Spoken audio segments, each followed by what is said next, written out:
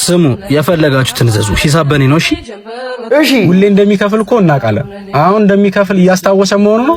የሆነ ከኛ የፈለገው ነገር ሳይኖር አይቀርም እንጂ ዝም ብሎማ እንደዚህ አያደርግም። ምን ሊፈልግ ይችላል? እሱን ራሱን እናፋጧልና ሰው ምንም ነገር ሳይፈልግ ምንም አያደርግም።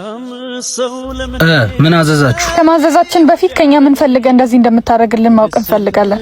ማለት እንዳልገባችሁ ያለ ምንም ጥቅም የኑላ ነገር እንዴት ታደርግልናል? ወይስ በማድረጉስ የበላይነትን እያሳየ በታችነታችን እየነገርከን?